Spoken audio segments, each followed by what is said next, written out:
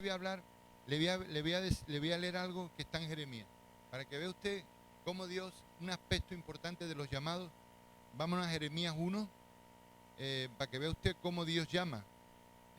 El otro día estuvimos hablando de que, lo digo porque a lo mejor no estaban aquí algunos hermanos, Jeremías 1, lo voy a repetir. ¿Sabe usted que hay personas que vienen ya desde la preexistencia, ya vienen mal? Eso ya lo dijimos el otro día, ¿verdad? Más bien lo digo por los hermanos que no estuvieron, porque es importante que tengamos esto claro. Póngame por favor Juan 6:45. Jeremías, déjelo ahí que vamos ahora a ir a Jeremías, pero póngame porque ahí esa palabra nos abrió la cabeza a todos. Impresionante, y está en Juan, está en el Evangelio de Juan, capítulo 6, versículo 45. Dice, escrito está en los profetas, y serán todos enseñados por Dios. Amén. Así que todo aquel que oyó al Padre y aprendió de él, viene a mí. ¿Cómo es que usted va a oír al Padre? ¿Cómo va a hacer eso si usted no ha estado nunca con el Padre? ¿O sí ha estado? ¿Cuándo ha estado con el Padre? En la preexistencia, ¿verdad? Entonces quiere decir que allí el Padre dice que nos enseñó a todos. ¿Y sabe lo que nos enseñó también? Nos habló de Cristo, para que luego pudiéramos reconocerlo. Por eso hay gente que ya viene mal desde allí. Y esto nos ha quitado una incógnita muy grande. Porque nosotros pensábamos, ¿y por qué unos se convierten tan fácilmente y por qué otros rechazan? No tenemos todos la misma oportunidad. Efectivamente, todos tenemos la misma oportunidad. Porque todos los seres humanos, cuando éramos un espíritu, cuando Dios nos creó, estábamos allí con el Padre en la preexistencia. Por lo tanto, todos tenemos las mismas posibilidades de salida. Por lo tanto, dice, así que todo aquel que oyó al Padre y aprendió de él, quiere decir que quizá hubo gente que no escuchó al Padre, no lo oyó con los oídos del Espíritu y tampoco aprendió cuando tenía que aprender. Porque si no, no lo diría, y aprendió. Porque usted se supone que nosotros damos por hecho de que si estábamos con el Padre íbamos a aprender, íbamos a ver todo claro, porque hemos estado con el Padre, pero dice no, que si aprendió, si no aprendió, tampoco. Y usted dirá, bueno, pero eso ¿cómo va a ser? Si allí en la presencia del Padre, ¿cómo es que no va la gente a verlo? Tampoco lo vieron Adán y Eva, y estaban en la presencia de Dios y se perdieron. Tampoco lo vio Satanás, que era el ángel de los más importantes del cielo, y estaba en la presencia de Dios y tomó la decisión errónea, allí en la presencia de Dios. Por tanto, los espíritus tenían poder de decidir, todos nosotros. Quiere decir que ya hay gente que viene mal. Dice, no que alguno haya visto al Padre, sino aquel que viene de Dios, este ha visto al Padre. Dice, claro, pero dice arriba, y serán todos enseñados por Dios. Así que todo aquel que oyó al Padre y aprendió de él, sin problema, viene a mí. Viene directo. ¿A usted no le pasó que cuando usted le hablaron de Cristo, a que usted no tuvo ningún problema? Le dijeron, ¿quiere usted hacer la oración? Sí. ¿Quiere usted servirle? Sí. Pum, recto, directo, sin problema. Porque usted aprendió del Padre. Usted prestó atención allí en el cielo. Usted aprendió, usted venía bien ya para la tierra. Por eso usted está hoy aquí. Y por eso hay otros que por más que le hablen no hay manera. Porque no aprendieron, porque no prestaron atención. Por eso dice el Señor que es más importante el prestar atención que los sacrificios. Prestar atención no es lo mismo que oír. Es prestar atención a lo que están diciendo, a lo que te está enseñando. Prestar atención. En inglés se dice pay attention, que significa pagar atención. Pay, pagar. Pay attention, pagar atención. Pagar un precio para escuchar, sí. Escuchar, estar atento, ¿no? ¿Verdad? ¿Lo ha buscado? Bueno, no hace falta. Vámonos a Jeremías 1 esta vez, ¿verdad? porque ya tenemos claro de que hay gente que allí no oyó al Padre y tampoco aprendió. Por eso cuando viene a la tierra no reconoce al Señor, le cuesta reconocerlo. Entonces, que sepa usted que usted allí, ya Dios allí le entregó el llamado. Y usted dirá, wow, y tantos años que yo he estado dando vueltas y tantas cosas. Pues sí, amado. Tal vez hemos sido torpes, tal vez por nuestra orfandad, por caminar solos, por estar en lugares incorrectos, ¿verdad? No hemos sabido reconocer el llamado que Dios ya puso desde la preexistencia. Pero yo se lo voy a enseñar ahora en Jeremías 1. Vaya al versículo 4, dice: vino pues palabra de Jehová a mí diciendo: antes que te formase en el vientre, te conocí. Y usted dirá, bueno, ¿y eso qué es? ¿Para Jeremías nada más? No, eso es para todos. O sea, que el Señor ya nos conoció antes de que estuviéramos en el vientre de nuestra madre. Antes que nacieses, fíjense lo que le estoy diciendo, te santifiqué. Antes que nacieses. Y te di por profeta a las naciones. O sea que ya antes de nacer, ya Dios le soltó el propósito. Le soltó el llamado ahí Dios arriba. Antes de nacer. Así que usted y yo, también Dios nos soltó el llamado arriba. Ahora está en nosotros. Está en nosotros en decirle al Señor, sí, amén. Cueste lo que cueste, Señor, yo te voy a obedecer. Porque le digo la verdad, si usted tiene un llamado, todo lo que haga en este mundo no le va a salir bien nada más que cuando usted esté en el llamado. Ahí le va a salir todo redondo. Porque si tiene usted un llamado, si ha nacido para esto, para servirle a Él en el sacerdocio, ¿verdad? Porque hay muchas maneras de servirle. Hay gente que sirven con los bienes, con los dineros, con las economías. Dice que en la Biblia había mujeres que servían a Dios con sus bienes. No tenían el llamado de dejarlo todo e irse detrás del Señor. Pero el que tiene el llamado del sacerdocio, o el que tiene el llamado de la unción regia, ¿verdad? Pues tiene que saber que tiene que poner eso lo primero en su vida, porque si no, las demás cosas que haga no le van a salir nunca tan bien como eso, porque es que ha nacido para eso. ¿Me entiendes? Como el que nace para carpintero y quiere ser mecánico. Pero no, si usted es carpintero, si usted se le da mejor, pero yo me gusta más la mecánica. Pero no se da cuenta lo bien que hace los muebles, no se da cuenta lo bien que, ¿me entiende? Que Dios le da un oficio y él quiere otro. Entonces, el hombre sigue haciendo, no quiere hacer muebles, se pone a arreglar coches y no le sale bien nada. Lo arregla, le cuesta mucho trabajo, ¿no? Y luego se pone a hacer un mueble y lo hace de maravilla. Hasta que ya al final muchos de nosotros ya nos cansamos de tanto dar coces contra el aguijón. Y entonces decimos, Señor, ya no puedo más. Voy a hacer lo que tú me pides. ¿Sabe que a Abraham le costó eso 75 años? No vaya a creer que usted y yo somos perlitas especiales, no. Abraham, 75 años y todavía. ¿Y usted cree que Dios le llamó a Abraham con 75 años?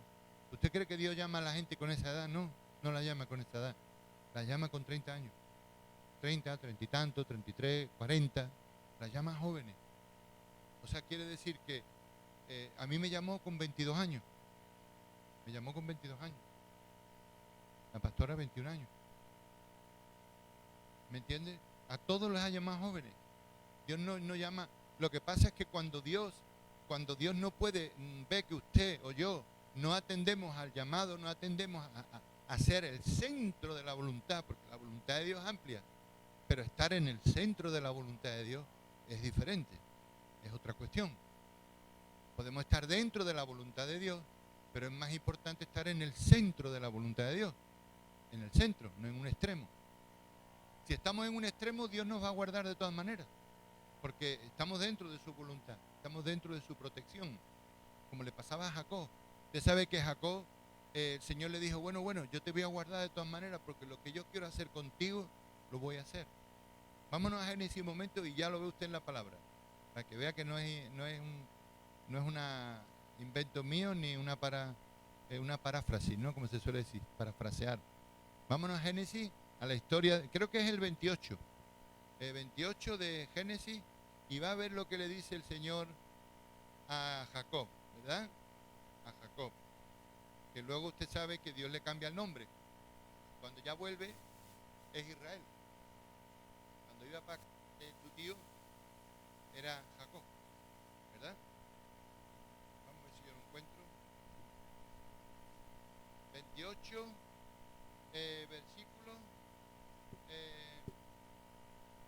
No, está en el versículo 19.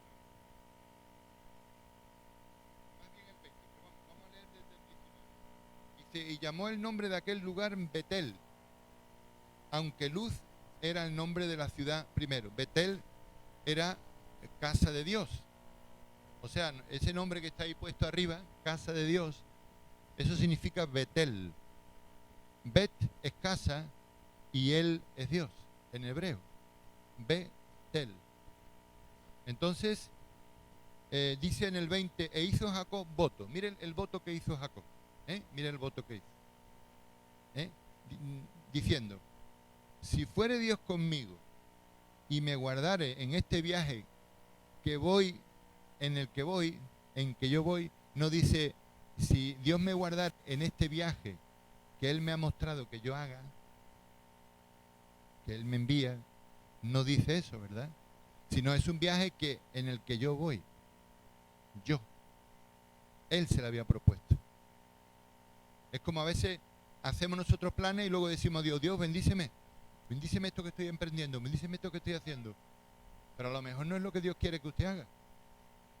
A lo mejor Dios quiere que usted no mire tanto, a lo mejor, ¿qué le digo yo? Por la finanza. Porque es que sí hay que trabajar, claro que sí.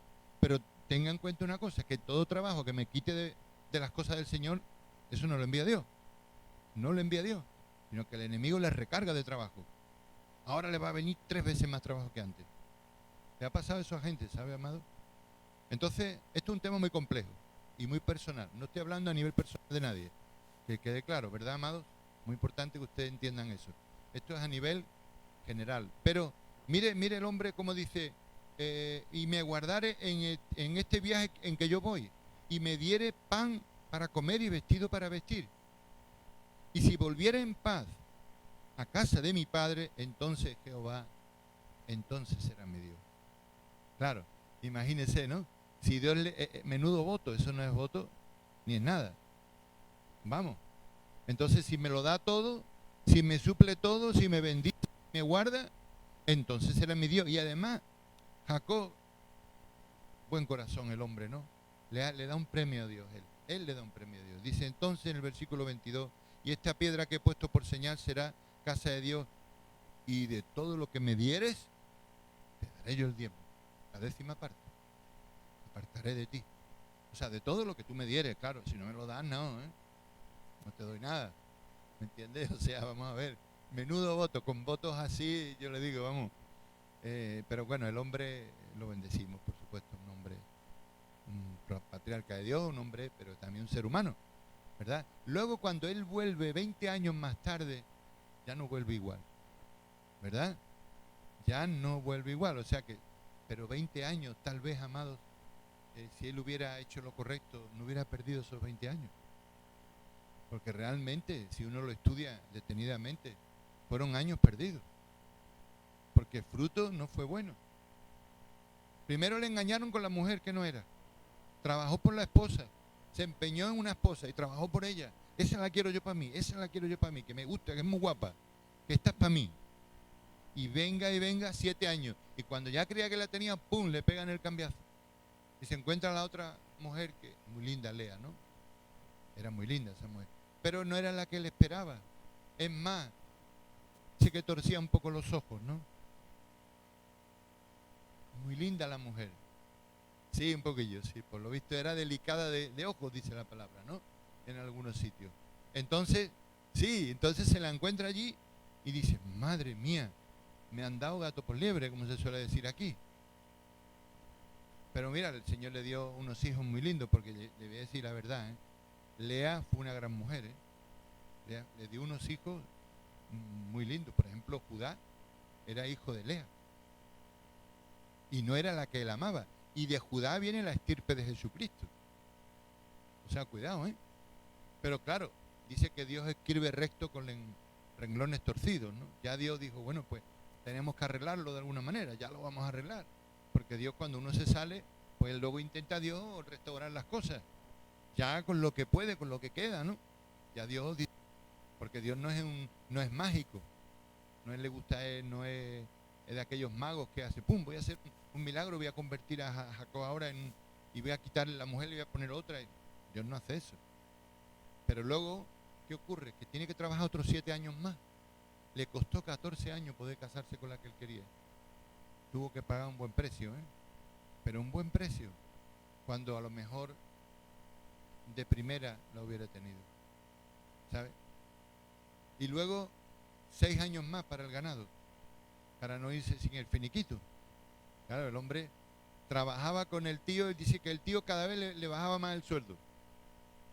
Iba teniendo familia y en vez de subirle el sueldo le bajaba el sueldo. Y entonces dijo yo, esto no puede ser, esto no. Así que voy a hacer un trato con él. Se sabe la historia, ¿no? Todas las que nazcan manchadas y tal me las quedo, y las que nazcan. Entonces, pero ¿qué ocurre? Que cuando él tiene ya todo el ganado, se va por la noche o muy temprano en la mañana a escondida de su suegro. Se va mal. Así no se puede ir uno de un lugar. Se va a escondida. Y sin despedirse, se lleva un montón de ganado.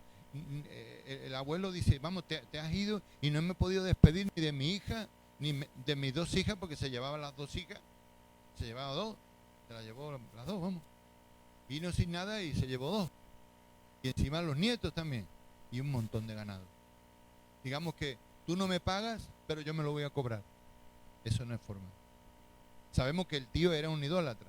Era un hombre que no era converso. Pero se le debía una honra y un respeto. Entonces ahí vemos, ¿no?, de que todo comienza desde el principio, cuando él quiere obtener la primogenitura antes de tiempo. Porque la primogenitura era para él. Eso no hay duda de que era para él. De hecho, que creo que cuando hicieron sacó en la mano primero. Algo pasó, sí, sacó la mano, pero luego la metió otra vez y salió el otro hermano, Esaú. O sea que ya estaba señalado desde el primer momento. Pero se adelantó él y la madre. No quisieron esperar el tiempo, ¿verdad? Entonces los kairos tiene eso, amado. Los kairos hay que saber esperarlos también. Pero cuando llega el kairo hay que aprovecharlo. Es la ocasión y no se puede desperdiciar. Entonces lo que hizo fue adelantarse al kairo que Dios tenía ya previsto para él. El otro día dimos en la reunión, fue el miércoles, ¿no? ¿Cuándo fue? ¿El miércoles? Hablamos de los kairos, ¿no? El miércoles, sí. Este miércoles, reunión de obreros, la estamos celebrando en mi casa, porque como casi todos los hermanos son de allí, pues no venimos para acá. Si vinieran de otros lugares, pues lo haríamos aquí, eso está claro. Y hablamos de los kairos, ¿no?, de los diferentes kairos, y todavía no hemos terminado, es un tema muy profundo, muy largo, y hablaba de eso, de que los kairos se tienen que aprovechar. Es una ocasión, pero es una oportunidad de Dios, que Dios te envía, pero también tienes que saber esperarlos a que llegue el momento, no adelantarte a los kairos. Amén. Y eso es lo que hizo este hombre, que se adelantó y luego pagó las consecuencias. Por lo tanto, amados, tenemos que estar muy finos, tenemos que estar hilar fino en las cosas de Dios y tener los ojos abiertos, en los ojos del Espíritu, para ver las cosas cuando las está enviando Dios. Otra de las cosas que hablaba era que cuando Dios nos envía un kairo y lo perdemos, no lo aprovechamos, tenemos que pedirle al Señor perdón, porque no reconocimos el kairo de Dios. Dios nos envió una ayuda, nos envió una bendición, nos envió un kairos y no supimos reconocerlo. A lo mejor creíamos que era otra cosa menos un kairos. ¿Por qué? Porque nos faltaba algo, nos faltaba ese entendimiento para poder decir, cuidado, esto es un kairo de Dios, tengo que aprovecharlo. Y entonces, ¿qué ocurre? Que se pasó de largo. Y ya no vuelve ese. Será otro. Pero si nosotros reconocemos delante del Señor que nos equivocamos en ese momento Dios nos lo va a hacer que los que vienen detrás están ya preordenados. Otra cosa que les voy a comentar es que los kairos de Dios ya están preordenados arriba, como estamos viendo en la vida de Jeremías. Están preordenados, llevan un orden y van a venir a su vida. Vino la salvación, vino el Espíritu Santo, vino su llamado, todo va a venir, vino su pareja, su casamiento, todo viene en los tiempos de Dios, todos esos kairos. Entonces tenemos que, si nos equivocamos y no lo reconocemos, tenemos que decirle al Señor: Señor, reconozco que este kairo lo perdí, pero en tu misericordia te pido perdón y quiero que luego vamos a orar al final de la noche sobre esto. Quiero que me des lo siguiente, lo que tú tienes ya preordenado para, y Dios lo hace. Dios es sumamente amoroso. Pero claro, ¿qué ocurre? Que a lo mejor hemos trasladado el tiempo unos años atrás. O sea, se han perdido unos años. Hemos perdido tiempo, nada más. No hemos perdido el llamado, no hemos perdido tampoco el propósito, ¿verdad? Porque este hombre hace todo un recorrido en su vida y lo engañan por todos lados a Jacob. Y cuando al final llega a Egipto, mire, en Egipto allí lo vio, con su hijo José. Allí fue cuando él lo vio. Perdió todo un montón de años, ¿verdad?, que pasaron. Así que es importante que nosotros esto lo veamos, ¿verdad? Y aquí, mire, en la vida de Jeremías hemos visto en estos versículos cómo Dios ya desde la preexistencia nos lanza el llamado. Por lo tanto, cuando nosotros nos viene ese kairos del llamado, tenemos que reconocerlo y tenemos que ser obedientes al Señor. Dice, mire lo que le dice Jeremías al Señor, dice: y yo dije, Señor, he aquí no sé hablar porque soy niño. Eso es una bonita, demuestra una debilidad, pero demuestra también que cuando Dios le da el llamado a alguien que está realmente listo para abrazar el llamado, es alguien que no se cree capaz. Esa es una característica. Porque alguien que le dan el llamado dice: hombre, por fin, ya llegó. Porque yo soy un ungido de Dios. Yo estaba ya esperando esto. Eso es equivocado. Mire, Moisés, cuando Dios lo llama, ¿qué le dice Moisés al Señor? Señor, si yo no sé hablar, tengo problemas a la hora de expresarme. Y le dijo: no te preocupes, que tu hermano Aarón te va a ayudar. Porque Dios siempre busca una solución. Nosotros buscamos el escaparnos, ¿no? Ay, no, es que no puedo por esto, es que yo tal, es que trabajo todos los días, es que esto, es que lo otro, es que... Y el Señor te dice: no, pero te da una solución. Es que por la mañana, por la tarde, es que por la tarde, por la mañana. Con el Señor no te escapas, ¿eh? No nos escapamos, nos da siempre la solución. Entonces, no, yo todavía soy pequeño, todavía no. Y me dijo Jehová: no digas, soy un niño, porque a todo lo que te envíe irás tú. ¿Ven? Wow. Si el Señor te dice algo así, como para decirle que no. Y dirás todo lo que te mande.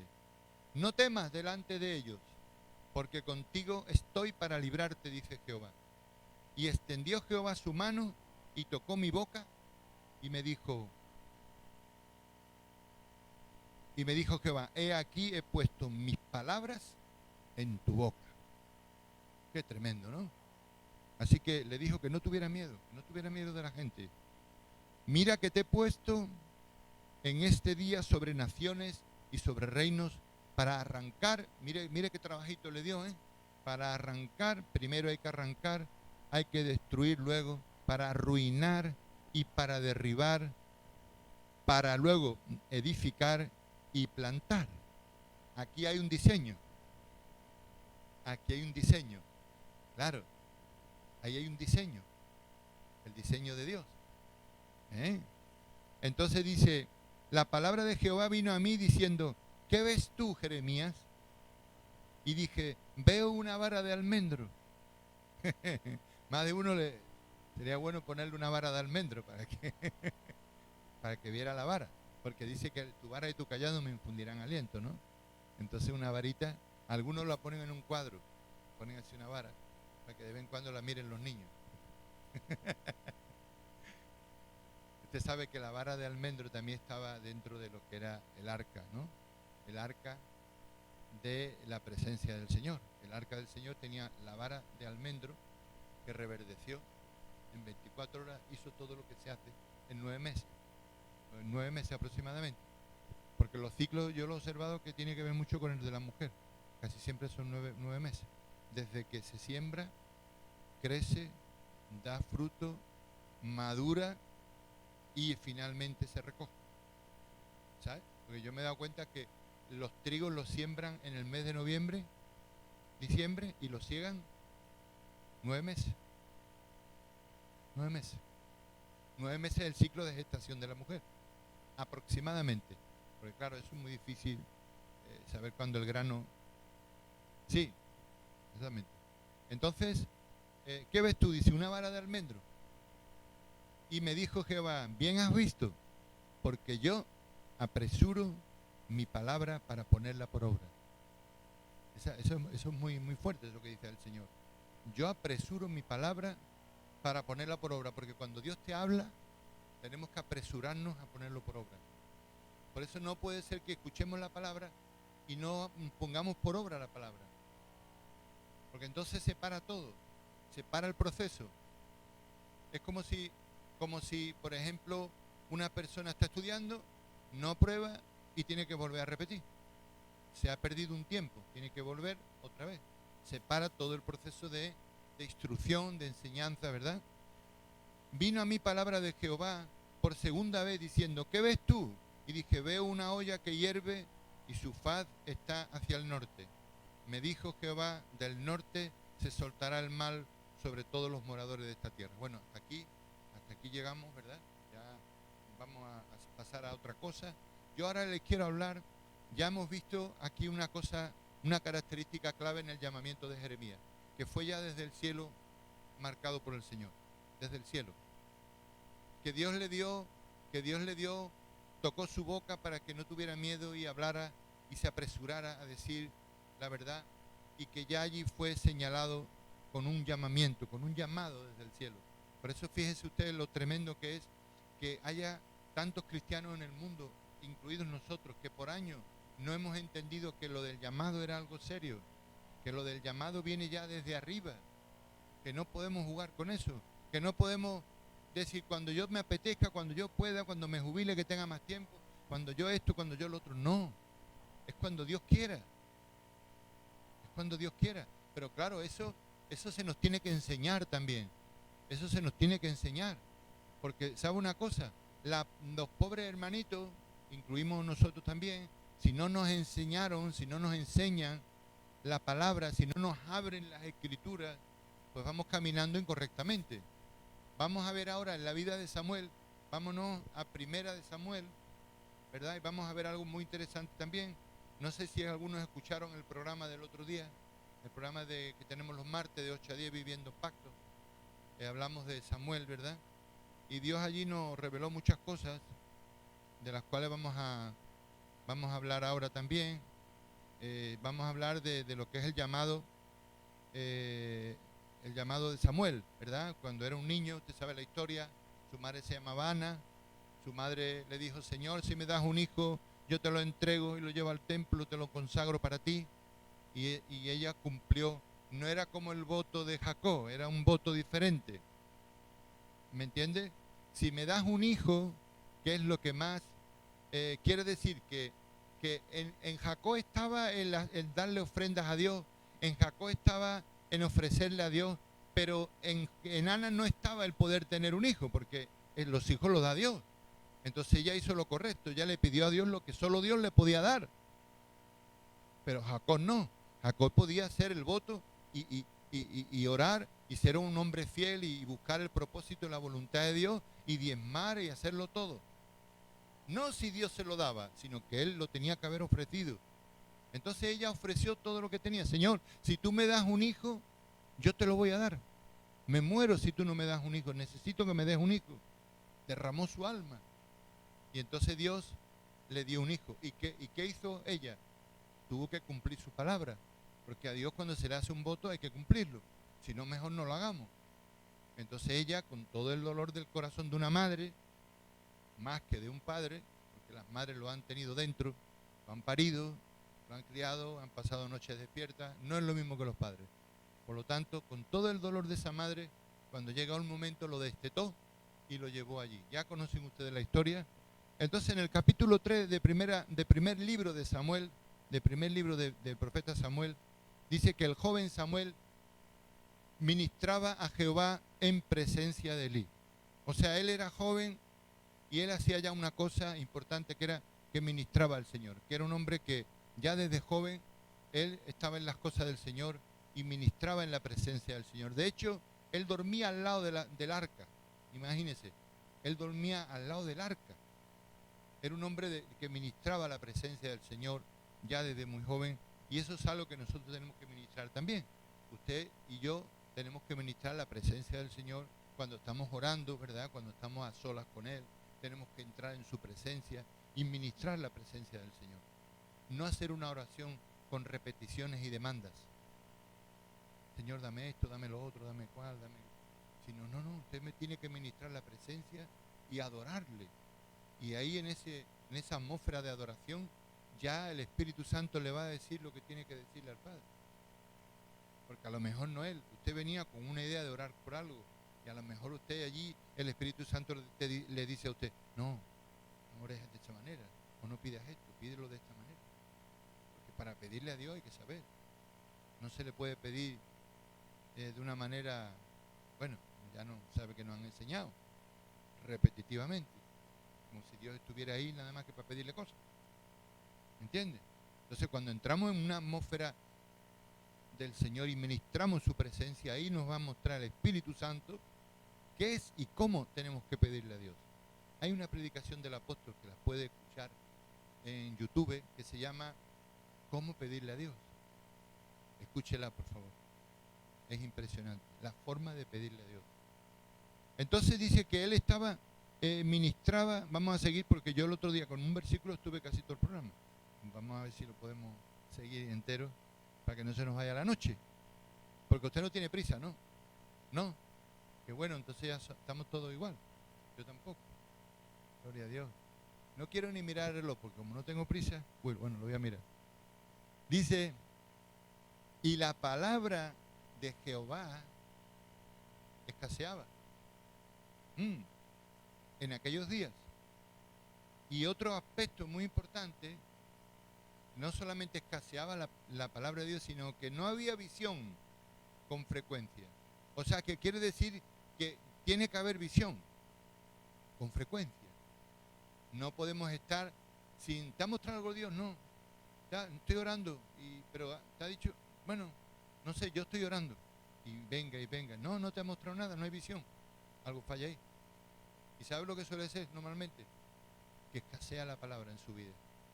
La mía. Si escasea la palabra, amado, usted no va a tener una mentalidad para ver ninguna visión. Porque usted está lleno de sí mismo, de sus problemas, de sus afanes, de sus quehaceres, de sus antiguas, todavía quedan pequeños resquicios de pensamiento antiguo. Y eso es un estorbo. Por eso la palabra, el agua es figura de la palabra, y el agua es para lavarnos, ¿verdad? Como estaba en el tabernáculo el lavacro, estaba primero el altar de bronce donde sacrificaban los animales, lo siguiente el lavacro, antes de entrar al lugar santo y luego al lugar santísimo. Había un lavacro, había que lavarse. Los sacerdotes cuando llegaban, cuando eran, digamos, estrenados como sacerdotes, los lavaban los demás, los padres, entero el cuerpo, cuando empezaba el sacerdocio. Y luego cuando ya ellos ministraban, les tocaba ministrar porque ellos lo hacían por turnos. Había un sumo sacerdote y los demás lo hacían por turno, cuando le iba tocando, ¿verdad? Entonces cuando ya habían sido nombrados sacerdotes, ya no se tenían que lavar enteros. Y eso es figura de la salvación. El primer lavado es entero. Los otros son los lavados que nos tenemos que hacer constantemente, amado. Cuando llegaba el sacerdote, usted lo puede leer en Éxodo y en Levítico, ahí están todos, cómo funcionan todas las normas. Entonces el sacerdote se tenía que lavar dos cosas, las manos y los pies. Siempre. ¿Vale? Por punto ahí vemos que tenemos que seguir lavándonos constantemente cada vez que nos vamos a entrar en la presencia del Señor. Es importante, yo siempre que me presento delante del Señor, procuro, por si acaso, lavarme. Para entrar a la presencia correctamente. No vaya a ser que haya algo que yo tenga y no lo diga, no me lave y a Dios no le agrade. Y a Dios no le agrade. Porque Dios huele nuestras oraciones. Olor grato, dice la palabra. Tiene que ser algo que a Dios, para Él sea grato cuando usted está orando, cuando usted está adorándole. Debidamente, ¿no? Y dice aquí que aconteció un día que estando Elí acostado en su aposento, cuando sus ojos comenzaban a oscurecerse, de modo que no podía ver, el hombre estaba perdiendo la vista. Samuel estaba durmiendo en el templo de Jehová, donde estaba el arca de Dios. Dormía al lado del arca. Y antes que la lámpara de Dios fuese apagada. Jehová, ahí hay cosas también, pero no nos vamos a detener ahora, porque eso de la lámpara de Dios, eso es un tema, pero no nos vamos a meter ahora. Jehová llamó a Samuel y le respondió, heme aquí. Lo llamó Jehová. ¿Ve? Una manera que Dios tenía de llamarle. Ya él tenía el llamado, igual que Jeremías. Lo tenía desde el cielo. Ya estaba, desde la preexistencia. Pero él lo llama aquí en la tierra. Le llega un kairos. Esto es un kairos. Un kairos de Dios para la vida de Samuel. Esto fue un kairos de Dios. Él responde, heme aquí. Corriendo Elí, va Elí, heme aquí, ¿para qué me llamaste? Y Elí le dijo, yo no te he llamado, vuelve y acuéstate. Y volvió, se acostó. Ya sabe usted la historia, 3 veces, ¿verdad? Vámonos al 8 para ir un poquito ahorrando tiempo. Y Jehová pues llamó la tercera vez a Samuel. Porque si Dios hace las cosas muchas veces de a 3, ¿no? Usted sabe que las tentaciones grandes en nuestra vida son también de a 3. Por eso Jesús tuvo 3 grandes tentaciones. Entonces, 3 veces en la vida vamos a pasar por alguna tentación fuerte que vamos a tener que vencer. 3 veces. 3 veces le preguntó Jesús a Pedro si le amaba.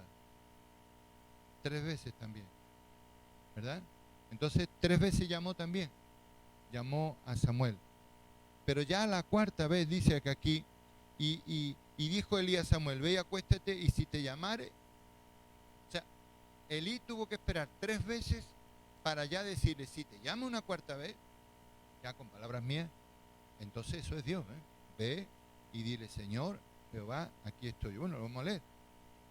Y dijo Elí a Samuel, ve y acuéstate, y si te llamare dirás, habla, Jehová, porque tu siervo oye. Así se fue Samuel y se acostó en su lugar. Y vino Jehová y se paró y llamó como las otras veces, Samuel, Samuel. Entonces Samuel dijo, habla, porque tu siervo oye. La paternidad de Samuel era Elí. Era su paternidad. Él tenía unos padres biológicos. Era Elcana y Ana. Pero su padre del alma era Elí. Pero mire qué tremendo que este hombre en el capítulo anterior, capítulo 2, si usted lo puede leer en casa, ahí es cuando Dios este hombre tenía un problema de que es que consentía a los hijos. Tenía 2 hijos malcriados, ¿verdad? Que son Fines, y el otro era, ¿cómo se llamaban ellos? Además eran sacerdotes, ¿dónde está el nombre? Se llamaban sus hijos, aquí está en el capítulo 2. Bueno, a ver si lo encuentran ustedes. Se llama Fines, uno de ellos, y el otro Ofni. No de Ofni con V, Ofni con F. Ofni y Fines. Estos 2 hijos eran sacerdotes, porque antiguamente el sacerdote se heredaba, era una herencia, ¿verdad? Y los hijos eran 2 hijos muy desobedientes y además eran bastante pecadores y bastante perversos, porque hacían cosas con las ofrendas, se aprovechaban de las mujeres que iban allí a orar al templo, eran de verdad, y el padre no los estorbaba. El padre les decía a lo mejor, bueno, no hagáis esto, no hagáis lo otro, pero los niños hacían lo que querían. Entonces eso le costó a Elí nada más y nada menos que el sacerdocio en su familia. Ahí se corta Él fue el último de su estirpe, no pudieron heredar sus hijos. Y entonces nada más y nada menos que le toca a Samuel tener que decírselo a su padre del alma. Fíjese qué fuerte, ¿no? Le tocó eso. Porque él no podía seguir siendo padre porque el hombre había roto la paternidad. ¿Cómo la había roto? Permitiendo lo que estaba permitiendo con esos hijos. Él no estaba actuando como un padre. Estaba malcriando. Y estaba malcriando nada más y nada menos que en el sacerdocio, que no era un oficio cualquiera. Por tanto, quiere decir que Elí no se tomaba las cosas con la seriedad y la profundidad que debía. Y eso le costó el sacerdocio. Entonces, cuando ya Samuel, ya él entiende que es la voz de Dios y habla con Dios, y Jehová Dios le dijo a Samuel en el versículo 11, he aquí, haré yo una cosa con Israel, que a quien la oyere le retiñirán los ambos oídos. Porque claro, nadie se podía imaginar lo que iba a pasar con Elí. Por eso dice que le iban a reteñir los oídos. Aquel día yo cumpliré contra Elí todas las cosas que he dicho sobre su casa, desde el principio hasta el fin, ¿verdad? Y le mostraré que yo juzgaré su casa para siempre por la iniquidad, que sabe usted que la iniquidad es un pecado continuo, una forma de vida. Eso es la iniquidad. Entonces dice yo, por la iniquidad que él sabe, o sea, que sabe Elí, porque sus hijos han blasfemado a Dios y él no los ha estorbado. Entonces, algo también muy grave que ellos estaban cometiendo era que estaban deshonrando a Dios. Deshonrando. Por ejemplo, en el versículo 29 del capítulo 2 dice, ¿por qué habéis hollado mis sacrificios y mis ofrendas que yo mandé ofrecer en el tabernáculo? Y has honrado a tus hijos, le dice Dios a Elí, has honrado a tus hijos más que a mí. 2:29. Engordándoos de lo principal de todas las ofrendas de mi pueblo. Y en el versículo 30 dice, nunca yo tal haga porque yo honraré a los que me honran. O sea, Dios va a honrar únicamente a los que le honren. No va a honrar a nadie más. Para Dios es muy importante la honra. Muy importante. Los pastos se nutren de honra. Es imposible tener un pasto si no hay honra. Imposible, por mucho que se diga de boca. De boca se pueden decir muchas cosas, de labios. Pero si no hay honra, no hay pacto que valga. Mire, ya no le voy a leer toda la historia porque es un poco triste. Bueno, ya lo pueden leer ustedes cuando Elí le dice, bueno, dime lo que te ha dicho Dios, porque yo sé que Dios te ha hablado, dime lo que quiero saberlo. Entonces Samuel se ve obligado a decirle. Él no quería decírselo, porque claro, es que era su padre. Era su padre del alma. Y tenía que decirle eso a ese hombre. Pero se lo tuvo que decir. Y ahí empieza el cambio, ¿no? El cambio del sacerdocio, porque hay una cosa también muy importante, que cuando viene el llamado a nuestra vida, normalmente vienen también cambios importantes a nuestro alrededor. Por ejemplo, yo he visto gente que estaba negligiendo en sus responsabilidades en la iglesia del Señor, y en la medida que estaban negligiendo, Dios estaba levantando una misma persona en la misma iglesia. O sea, uno estaba negligiendo y Dios estaba levantando automático, Por eso aquí nadie somos imprescindibles. El día que alguno de nosotros estemos negligiendo o no haciendo lo que Dios quiere, Dios está levantando ya a otra persona. Este caso es uno de ellos. Y eso va a traer luego un temblor, va a traer un movimiento, va a haber un movimiento de celos, de envidias, de incomprensiones, por qué Dios ha hecho esto, por qué Dios ha hecho lo otro. El pastor no se da cuenta, el pastor está dormido, todo ese tipo de comentarios, ¿verdad? Pero es porque tenemos que ver la mano de Dios, tenemos que dejar que Dios actúe, no ser nosotros los protagonistas, sino que sea siempre Dios. Pero para eso se requiere fe y paciencia, para que Dios mueva las fichas en el momento adecuado. Quiero yo, ya lo demás lo pueden ustedes leer, el último que vamos a ver esta noche, que es Eliseo, otro llamamiento, ¿verdad? O sea que los llamamientos, cuando llegan, amados, revolucionan un poco su vida y los alrededores. y el contorno de su vida, las relaciones, las personas que lo conocen. Un poquito es como un pequeño terremoto, ¿verdad? Los llamados cuando son de Dios, ¿verdad? Pero ese han puesto ahí, pero esa está ahí, pero esa mujer, pero... Ah, sorpresas, ¿no? Siempre hay sorpresas. Con Dios siempre hay sorpresas, porque nosotros tenemos una idea y unos pensamientos y Dios tiene otros. Y los de Él son mayores que los nuestros, ¿eh? Se lo digo de verdad. Pues nosotros vemos 10 características, Él ve 10.000. Ajá, menudo lo que estamos hablando. Dice en Isaías, dice, igual que los cielos son más altos que la tierra, así son mis pensamientos más altos que los vuestros.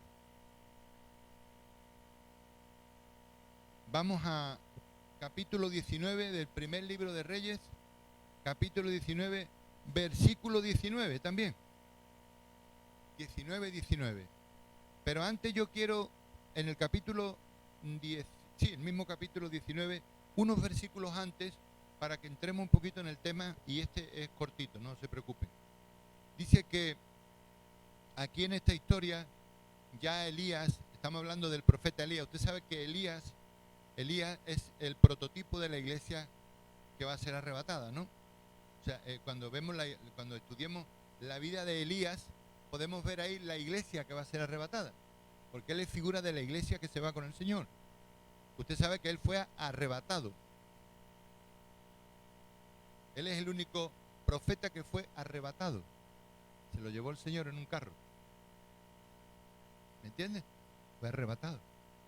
Entonces la iglesia Elías es la iglesia de estos tiempos. La iglesia que se va con el Señor arrebatada, tenemos que verla en la vida de Elías.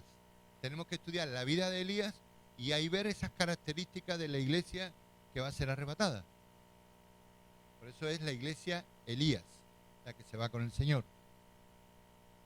Y dice aquí, en el versículo 15, le dijo Jehová, ve, vuelve por tu camino por el desierto de Damasco, y llegarás y ungirás a Hazael por rey de Siria.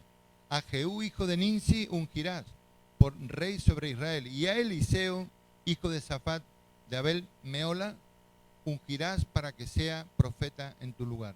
Ve, aquí hubo también una sucesión, un cambio. Cuando el hombre, cuando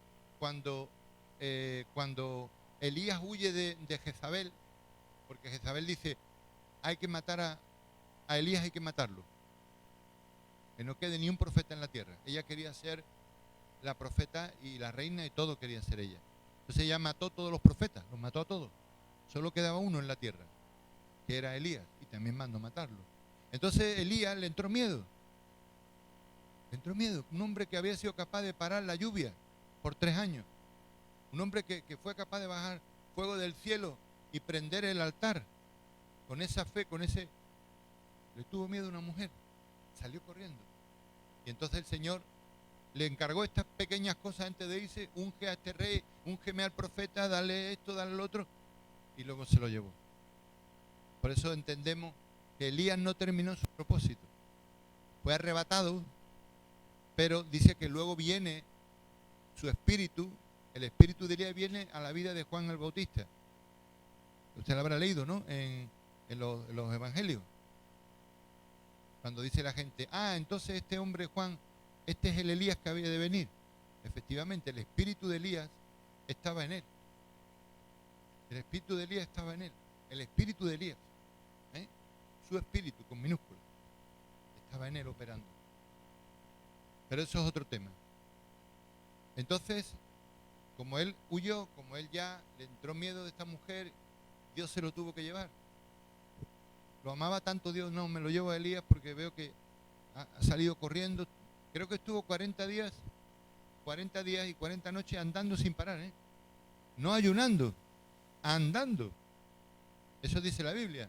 Le dieron de comer los ángeles, no sé lo que le darían, pero vamos, eso no sé, o sea, no tiene nada que ver con como es la bebida esa que beben ahora, el Monster, ¿no? O otra que hay, o Red Bull, pero eso sería como Red Bull multiplicado por 1000, porque vamos, mire, es gracioso, pero es verdad, ¿no? Dice que aquí, bueno, más atrás lo dice. Aquí lo puede usted, en el mismo capítulo 19 lo puede buscar, para que no nos salgamos del tema. Le dio de comer, dice que un ángel le dio de comer y caminó 40 días y 40 noches. Aquí está. Volviendo el ángel en el 7, y volviendo el ángel de Jehová la segunda vez lo tocó diciendo, levántate y come, porque largo camino terrestre. Se levantó pues, comió y bebió, fortalecido con aquella comida, dice, fortalecido con aquella comida. ¿Sabe Dios qué comida sería? Que caminó 40 días y 40 noches sin parar. Imagínense lo que es eso. Wow, es que eso no lo aguanta nadie. Entonces ahí nos habla de lo sobrenatural de la iglesia de Elías. La iglesia de Elías va a hacer cosas así.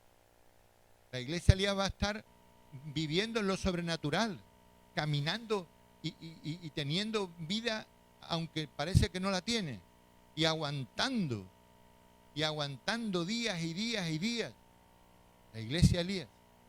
Es que es increíble. ¿Qué comida sería esa?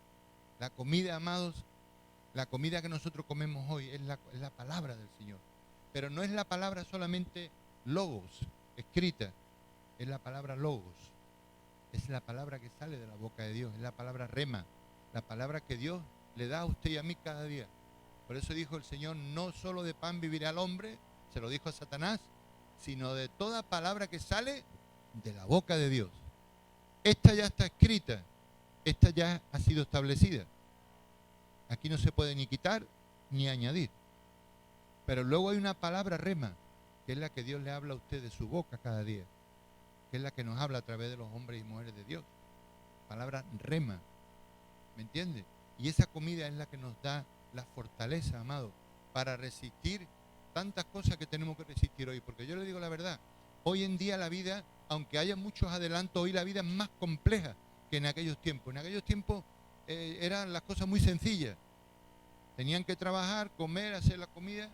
Llegaba la noche, encender una lamparita, pues no había luz, no había ordenadores, no había televisión para ver las series por la noche, nada. ¿Me entiendes? A los que les gustan las series, yo no las veo. Porque lo malo de una serie es que te engancha. Tienes que verla hasta el final. Y no tengo tiempo. Tampoco me interesan los temas. Pero era la vida muy sencilla. Hoy la vida, amado, hoy necesitamos la fortaleza del Señor, necesitamos comer esa palabra, esa comida especial que le dio el ángel, la comemos nosotros en la palabra revelada, la palabra que ha sido. Por eso, mire, volviendo de nuevo a Primera de Samuel, yo voy a volver un momento nada más. Hay una cosa que me llamó mucho la atención en el libro Primera de Samuel, primero libro de Samuel, capítulo 3, ¿verdad? En el versículo 1 mismo. Ahí nos vamos a parar un momento. A ver si lo encuentro. Aquí está. Capítulo 3 dice que la palabra escaseaba, ¿no? En el primer versículo del capítulo 3, pero más abajo, en el capítulo 7, dice que Samuel no había conocido aún a Jehová. Versículo 7, sí, del capítulo 3 de 1 Samuel. O sea, él no escuchaba la voz de Dios porque no estaba acostumbrado a escuchar la voz de Dios. Estaba acostumbrado a escuchar la voz de Elí. Pero también dice que ni la palabra de Jehová le había sido revelada. ¿Quién tenía que revelarle la palabra? Jehová. Elí, su padre del alma. Tenía que revelar la palabra. La palabra la revelan los padres. Así es la paternidad. La palabra tiene que revelarle un padre. Por eso él no conocía la voz de Dios. Por eso él ni siquiera conocía a Dios. Conocía a Elí nada más. Por eso cuando Dios lo llama, él pensaba que era Elí. Él se trataba con Elí. Él no tenía relación con Dios. Él ministraba la presencia de Dios. Mire, la presencia de Dios la puede ministrar cualquiera. Cualquier hermano ministra la presencia de Dios, ¿verdad? Porque Dios está en todo lugar. Otra cosa es que se manifieste la presencia de Dios con poder, pero ministrarla sí. Cualquier hermano, cualquier hermanito cierra los ojos, ora, y si lo hace correctamente, en respeto, en reverencia, en honra, puede ministrar la presencia de Dios. La presencia está siempre, ¿verdad? Pero mire qué importante que la palabra sea revelada y que conozcamos al Señor. ¿Sabe que en la iglesia, tristemente decir, hay muchas personas que se congregan por años y no conocen a Dios todavía? No conocen a Jesús. No conocen. Por eso hacen y actúan de la manera que actúan. Por eso decía en Juan 6:45 que todo aquel que aprendió del Padre, todo el que aprendió, oyó y aprendió, viene a mí.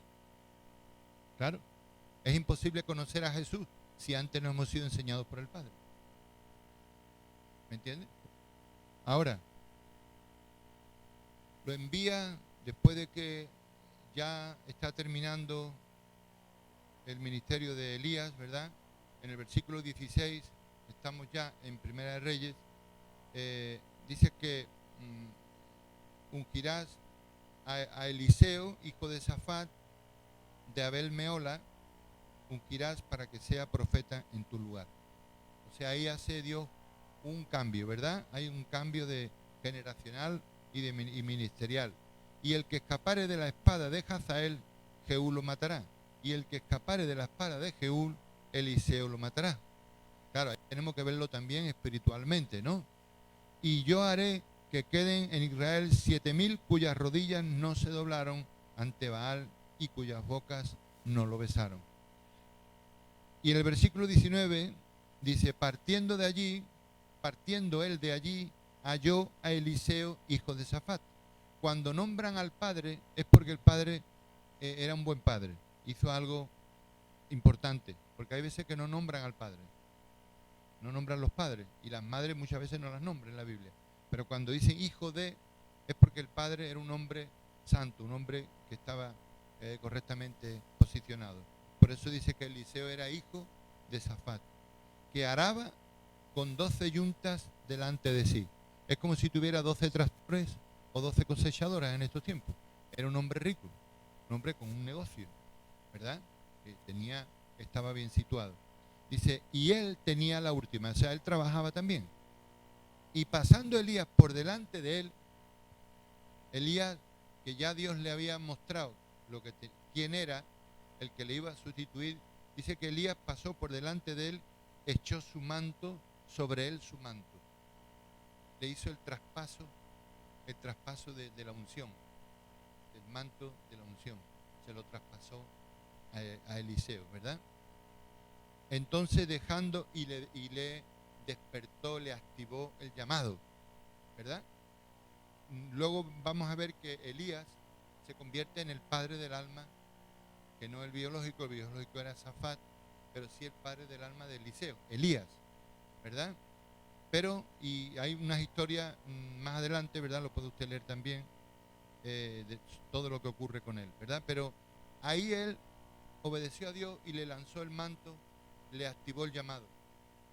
Le puso el manto y le dijo, a partir de ahora tú vas a ser, según Dios me ha dicho, y lo ungió, ¿verdad? Entonces, dejando él los bueyes, vino corriendo en pos de Elías y dijo, te ruego que me dejes besar a mi padre y a mi madre, y luego te seguiré. Era un hombre que entendía la honra desde el principio, un hombre que sabía honrar a sus padres. Yo te voy a seguir, pero un momento, voy a besar a mi padre y a mi madre. No como aquellos que hay en el Nuevo Testamento que le decían a Jesús, cuando Jesús los llamaba, le decían, sí, Señor, yo te serviré, pero permítame que entierre a mi padre. Pero enterrar a mi padre significaba quedarse a vivir con su padre hasta que muriera. Y luego ya te seguiré. Eso no puede ser en la vida. Eso es desaprovechar un kairos. Pero este hombre, cuando le vino el kairos y fue ungido rápidamente, solo permíteme que bese a mi padre y a mi madre, y enseguida te seguiré. Y dijo, te ruego que me dejes besar a mi padre y a mi madre, y luego te seguiré. Y él le dijo, ve, vuelve, ¿qué te he hecho yo? Es como decirle, yo no te he puesto ningún impedimento, ¿ves? O sea, no hay ningún problema, como hablaríamos en nuestra forma de hablar de ahora. ¿Qué te he hecho yo? Y se volvió y tomó un par de bueyes y los mató. y con el arado de los bueyes coció la carne. ¿De qué nos habla ahí? De que lo primero que él entendió, que en ese kairos en el cual estaba él entrando y abrazando, lo primero que tenía que hacer era sellarlo con una ofrenda. Y lo primero que hizo fue ofrendarle a Dios un sacrificio, 2 bueyes. 2 bueyes. Y además, mire qué interesante, de que lo hizo con el arado. O sea, cogió el arado, lo partió y esa fue la leña que utilizó para quemar la ofrenda, ¿verdad? Para cocerla, ¿no? ¿Qué nos habla eso? Nos habla de que él cortó todo vestigio de volver atrás. Quemó las naves. Yo seguiré a mi padre, que es seguiré a Elías, y no voy a volver atrás. Quemo, corto en pedazos y ofrendo para Dios, ¿no? Fijaros cómo el hombre abrazó el kairos del llamado. Están muy serios, ¿eh? Están cansaditos. Ya estamos terminando, ¿eh? Y mire qué tremendo. Dice, bien. Y con el arado de los bueyes coció la carne y la dio al pueblo para que comiesen. Los hizo participar. Hizo como un festín, hizo una ofrenda. Le dijo, vamos a celebrar que hoy yo me entrego al servicio de Dios. Vamos a celebrarlo. Ahí está, ¿verdad? Hizo una fiesta. Hay muchos casos en la Biblia cuando un hombre se entregó al Señor, hizo una fiesta, ¿verdad? Y dice, después se levantó y fue tras Elías y le servía. Qué tremendo, ¿no? Vemos aquí un hombre, otra característica del llamado, ¿no? Hemos visto antes varias en la vida de Samuel, no conocía al Señor, no conocía la palabra, no le había sido revelada. Jeremías no se creía él suficientemente listo o capacitado para llevar a cabo otra característica buena, ¿verdad? Pero aquí vemos una característica de un hombre que renuncia a todo, como Pedro. Dejó al instante las redes y se fue detrás del Señor. Él hizo como Pedro. Elías hizo lo mismo. Quemó las naves, hizo una ofrenda, besó a sus padres, se despidió de ellos y al instante, dice aquí la palabra del Señor, y después se levantó y fue tras Elías y le servía. Amén. Bueno, Dios les bendiga, pónganse de pie. Vamos a estar orando para que si hay alguna cosita que todavía no hayamos entendido, ¿verdad? Que Dios esta noche nos la pueda, con la ayuda del Espíritu Santo, nos la pueda aclarar respecto a los tiempos de ocasión, los tiempos kairos, respecto a lo que es el llamado en nuestras vidas. Amén. Así que con estas características, Dios mío, gracias te damos por tu palabra, Señor.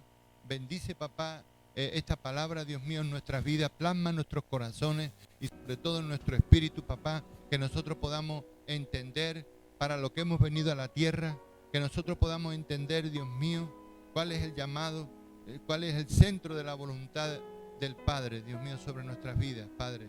Sabemos, Dios mío, que tú ya nos diste el llamado allí en la persistencia, Señor, y queremos nosotros ahora, Señor, ser obedientes, ser sensibles a tu voz y realmente caminar, apresurarnos a caminar en la visión, apresurarnos, Señor, a caminar en ese llamado para el cual hemos sido ya marcados desde la persistencia, Padre amado. Te damos gracias por tu amor, tu misericordia, por tu paciencia, Señor.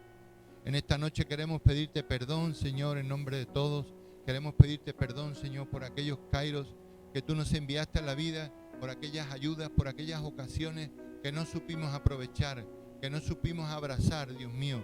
Queremos pedirte, papá, que en tu misericordia nos perdones, Señor.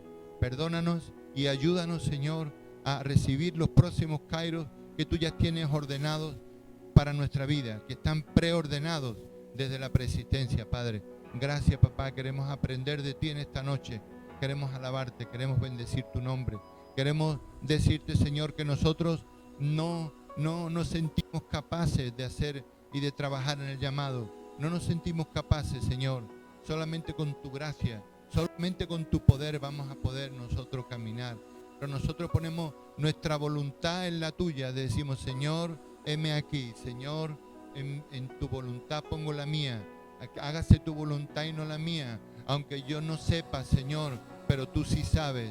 Que no diga yo no sé, que no diga yo no puedo, Señor. Oh papá, en el nombre de Jesús, ayúdanos a conocer tu voz, ayúdanos a conocer la voz, a que la palabra se nos sea revelada, Señor, y podamos conocerte, Señor. No estemos caminando años y años tal vez sin conocerte, sin conocer cómo tú funcionas, sin conocer cómo tú trabajas, Señor.